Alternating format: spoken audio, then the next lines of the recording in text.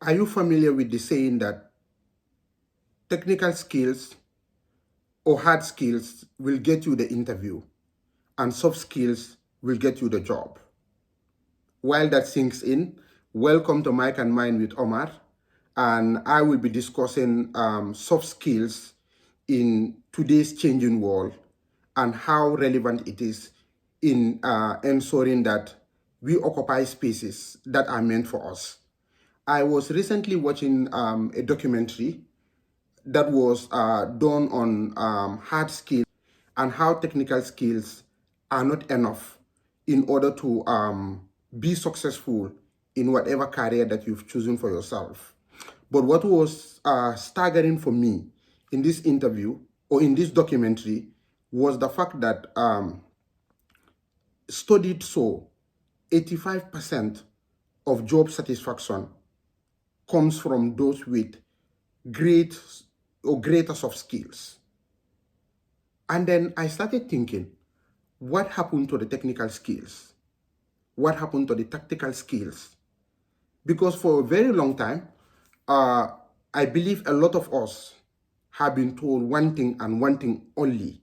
That is to go to school, get the best education that is possible or that your parents can afford, come out of the university, get the best jobs, become the CEOs, the leaders, the managers, and the problem solvers that you've been trained to become.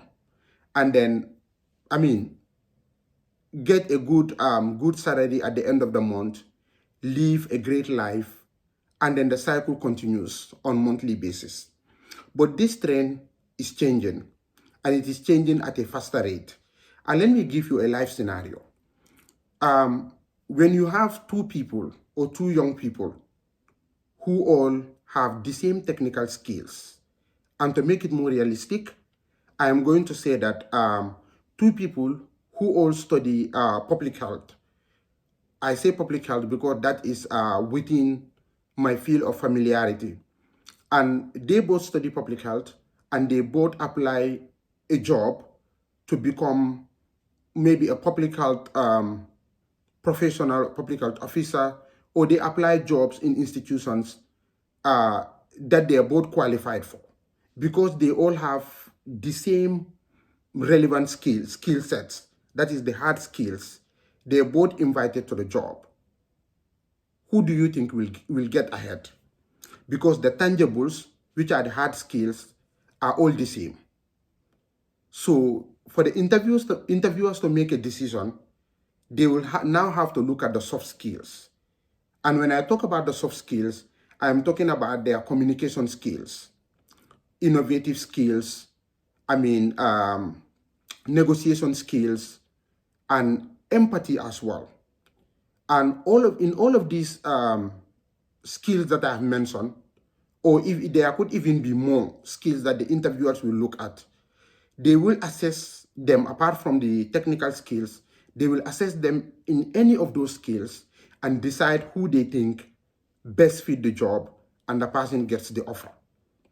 And today I want to point out three important skills and my personal experiences with these skills and how I think these skills are relevant in today's job market.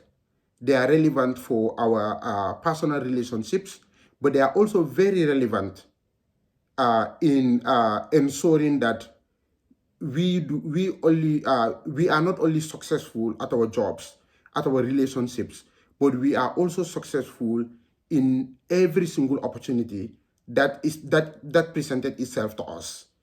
The first skill I want to discuss today is communication skills. Communication skills enable us to communicate our ideas. It enables us to communicate our feelings. It enables us to communicate our thoughts across borders, to different people and to different audiences. And I think somewhere back in, it must have been somewhere around 2018, 2019, or perhaps 2016. I'm not so good with date. I saw an advert that was talking about how a certain brand needed children to advertise their products and services. And I took the initiative to just write them up by saying that, hey, my name is so and so and so. I actually work with this organization, and we work with children, and we do this and that and that and that. So the audience that you're looking for, which is obviously the children, to advertise your product and services, I have the ability to give you, you're looking for about 10 children, I have the ability to give you almost 100 children to provide the same services for you. And in return, you sponsor our activities that are designed to empower these children, that were designed to support them, help them build skills that are going to be relevant for them as they transition from children to adults. And then they're like, it sounds brilliant, and send us a proposal. And I did. And several weeks after going back and forth, the proposal was approved and we were granted support, a support that has transformed the organization that I worked with at the time. And up to date, I feel like that support was the basis of why we exist, why we still exist as an organization. So therefore, communication skills, or your ability to be able to communicate, does not only help in terms of getting the required resources that you need, but it helps you in communicating your ideas even beyond borders.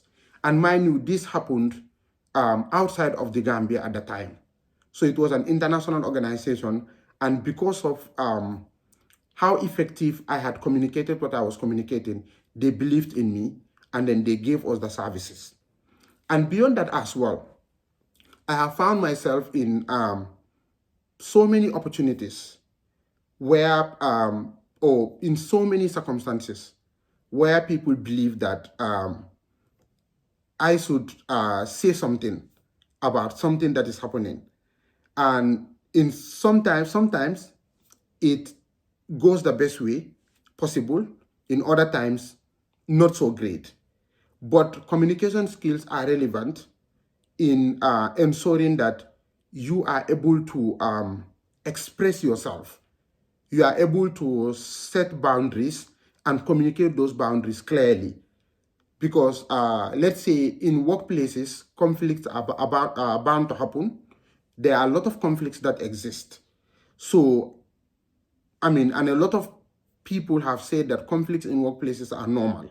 But it's important while conflict is happening, or before conflict starts, for you to communicate clearly what your stance are, what your opinions are, and express it in a way that is not only clear, but also understood. The next soft skill I want to talk to you about is empathy. Empathy is putting yourself in someone else's shoe. And but for me, the most important thing about empathy as a soft skill is to make people understand that they are seen, they are understood, and then they mattered.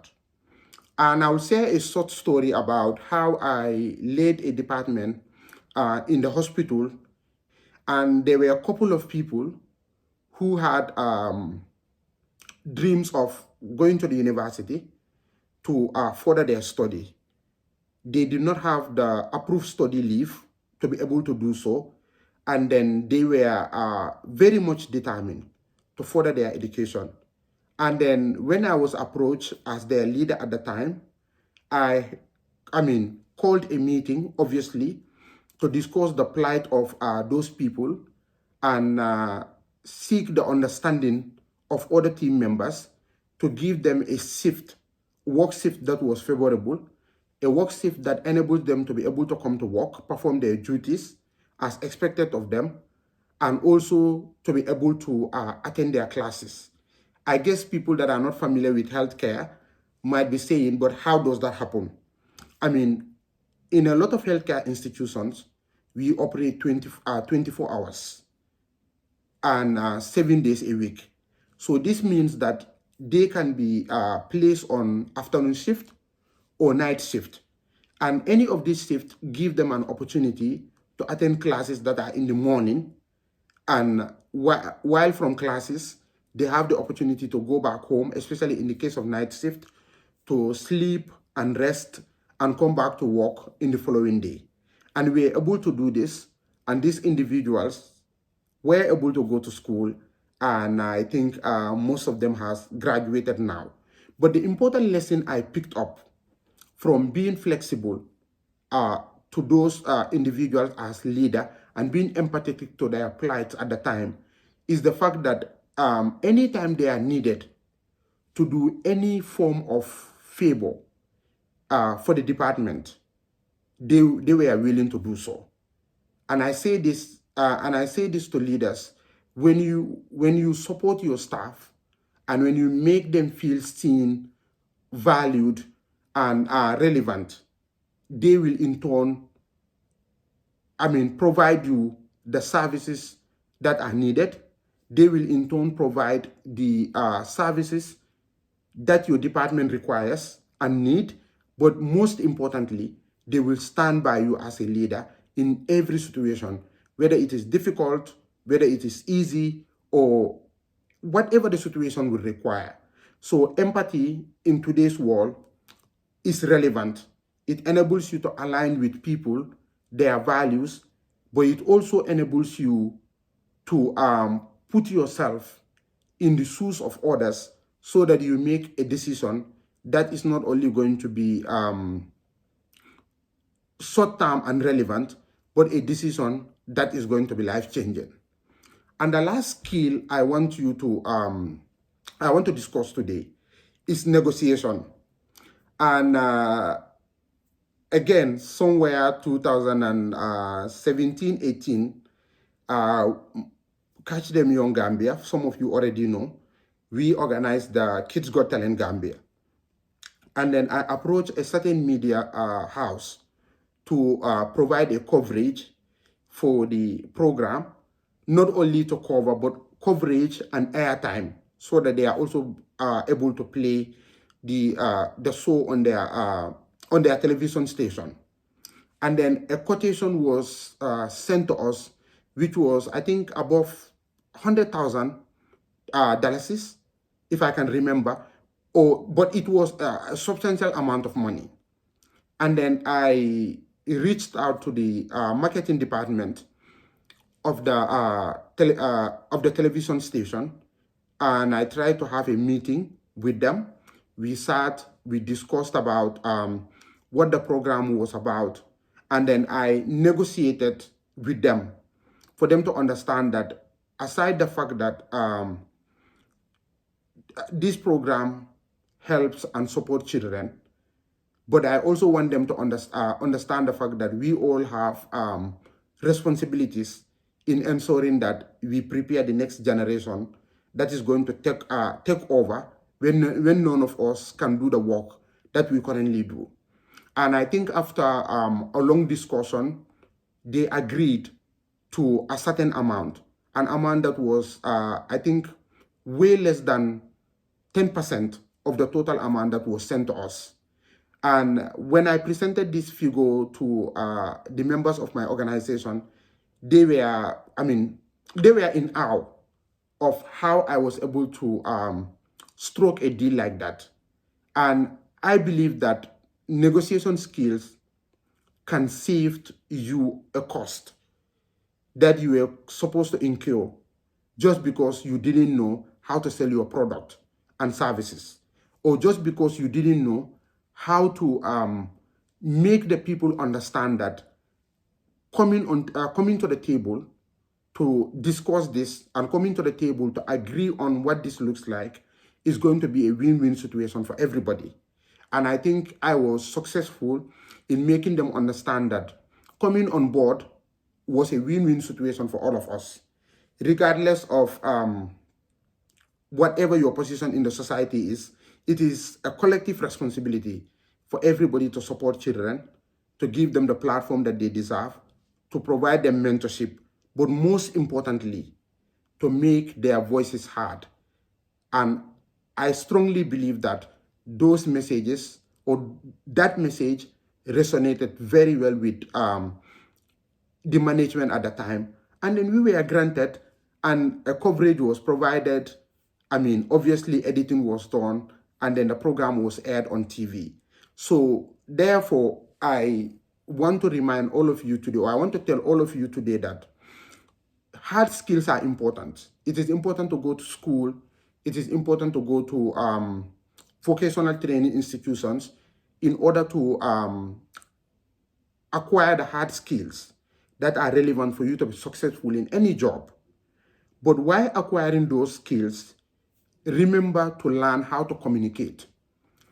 Proper communication will save you from conflicts that are unsolicited. It will save you from problems that you were never meant to be a part of. It will save you from troubles that probably could make your life difficult. And while you communicate properly and appropriately, remember that the world is difficult for everybody. Therefore, empathy is crucial. Learn to put yourself in the shoes of others. Learn to understand what they are going through and how you can be that individual that is going to less the burden on them. And finally, learn to negotiate. Learn to understand that money is important, but you don't need money to pay for every single service. But beyond that as well, negotiation skills make you understand that I can always reach the middle ground with people.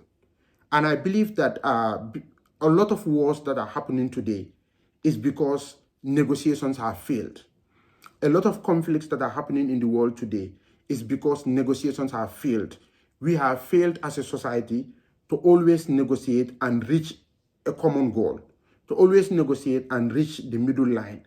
So put it as part of what you need to work on in 2026 if you do not already have the skills. If you already have the skill set, you have proven record of using them over and over. I mean, well done to you. And I believe that it can only get better from there for some of you that already have the skills. And those of you that are learning to acquire the skills, I also believe that it's going to be a valuable skills that are going to save you, that are going to provide you opportunities you never really thought you will ever get. So thank you very much. It has been Mike and Mine with Omar until I come back your way again. And it was a pleasure having this discussion with you. Bye-bye.